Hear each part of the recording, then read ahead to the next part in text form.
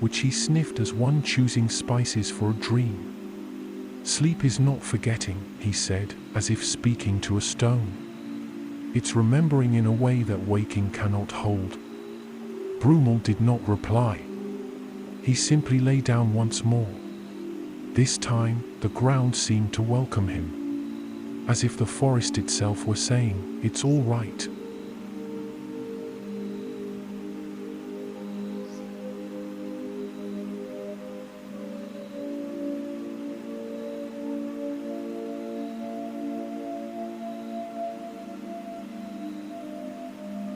And the first snow fell. Not much. Just enough to signal that something had begun. Slow, deliberate, with no hurry to settle, like someone merely showing up, not intending to weigh things down. And Brumal wasn't quite asleep, nor fully awake. Somewhere in between. It was as though he floated in tepid waters between worlds. His body lay at rest, but his awareness drifted through veils, and each veil seemed to hold a forgotten season. In this rarefied state, the bear did not hear with his ears or see with his eyes. Images came like childhood scents, like sounds from a memory never lived, yet somehow nestled inside us. And so he arrived at that white hill. Simple, silent, untouched, except for a circle of stones covered in thick moss, despite the cold. At the center stood an old badger clad in a cloak made of leaves stitched together with old man's beard. He was alone. "You're late," he said, without turning. "Or too early. Never quite sure." Brumal tried to speak, but the voice didn't come from his throat. It was as though speech here was made of intention, not sound. "Where are we?" he asked, or thought he did. The badger raised a dry branch. "In the fold of sleep, where footsteps make no sound." Brumal stepped closer, and felt the ground vibrate. Each step touched something buried, not physically, but symbolically. As if he were walking on stories waiting for readers. "I came seeking answers," said the bear. "But all I find are echoes. Echoes and silence." The badger nodded slowly. "Echoes only exist where something was once said. And silence is the only one that hears every version of the truth." "And what is my truth?" Brumal asked, a new weight pressing on his chest. The old badger finally turned to face him. His eyes were milky, but saw far. Very far. "The truth? You are the one who dreams, so that time may continue." Brumal furrowed his brow. "That makes no sense. Because you're still trying to understand with the side of you that fears sleep. And it's always the wrong side that asks." He struck the center of the stone circle with his staff. The sound echoed like a muffled thunderclap. And then, from nowhere, figures began to emerge. Translucent bears, gentle shadows, ancient memories in ancestral form. These are the ones who slept before you. And while they slept, they dreamed the world steady. Without their dreams, roots would never have learned the paths. And rivers would have forgotten their course. Brumal stared, unsure if he was moved or simply breathless. The figure's eyes passed through him without hurry. And in each, there flickered something oddly familiar, a gesture, a mark in the fur, a memory of something never lived. The badger walked among them, touching each with his staff. To sleep, Brumal, is not to yield. It is to sustain. Like an invisible pillar holds up a bridge no one sees. Brumal sat down. And for a moment, he felt like crying. But not out of sadness. It was a feeling without a name. Like recognizing something beloved that had long been missing. "I'm tired," he murmured. The old badger looked at him with tenderness. "Then you are ready." And in that moment, everything around them began to fade. The ancestral figures dissolved like mist. The stone circle crumbled into soft snow. And the white hill became just a field of resonance. Brumal opened his eyes. Back in the glade. The sky still unmoving. The air somehow lighter. And Tom was there. Sitting, as always, atop the same stone that never seemed to leave. "Ah, you've returned," he said, like commenting on a cat's reappearance. "I think I was somewhere. With an old badger. And stones. And bears." Tom nodded. Sometimes the soul needs to wander where the body isn't ready to follow. Brumal took a deep breath. Maybe I'm ready." Tom didn't answer. He simply hummed. And the sound was the same the staff had made when it touched the ground.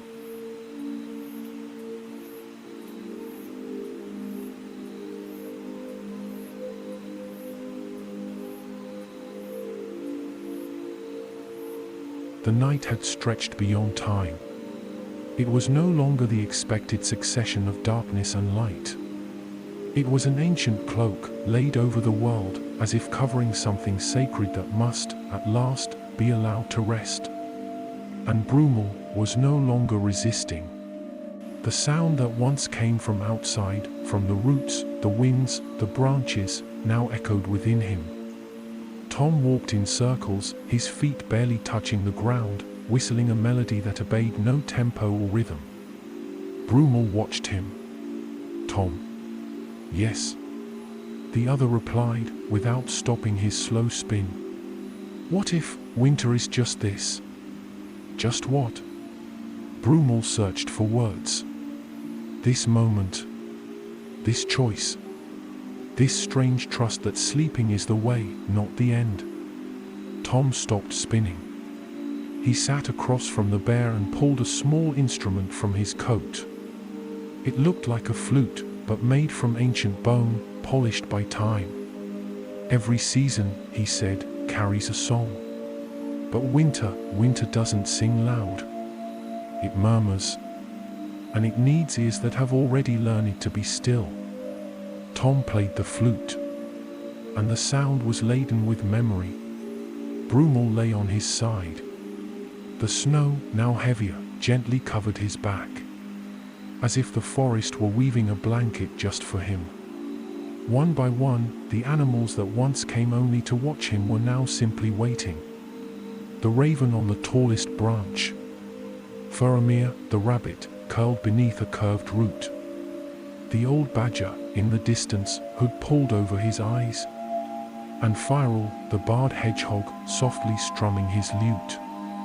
Brumal closed his eyes. With the lightness of someone who accepts their role in a story much larger than their own life. And in that moment, everything began to change. The air took on a golden hue. The trees swayed gently, even without wind. And from the depths of the earth, a new sound emerged. It was a song, but not made of voices. It was the world itself singing. Singing Brumal's sleep. Singing the winter. The roots began to glow in bluish tones beneath the snow. And the willows, like old masters in reverence, bowed once again. Tom Bombadil raised the flute and blew one final note. The note drifted to the center of the clearing and disappeared into the sleeping bear. Brumal breathed slowly, each exhale like a distant bell marking the time between worlds. And with every beat, something aligned. The leaves knew. The brooks knew. Even the cold knew. Winter could now arrive. At the edge of the clearing, the owls returned in silence. They landed on the highest branches and watched, still. Tom turned to them, his eyes full of serene joy. The guardian sleeps. Now, time can dream of him. The owls nodded. And one by one, spread their wings and flew away. As if returning to the place where seasons are born. Faramir was jotting something in his compendium. We need to record this as the sacred slumber, the legend of the barren time. Tom merely blinked, like someone who knows the true name of things, but prefers silence. the snow kept falling. And Brumal slept. But the world was more awake than ever. For there is sleep that puts to rest, and sleep that awakens time itself. And so, winter came to be.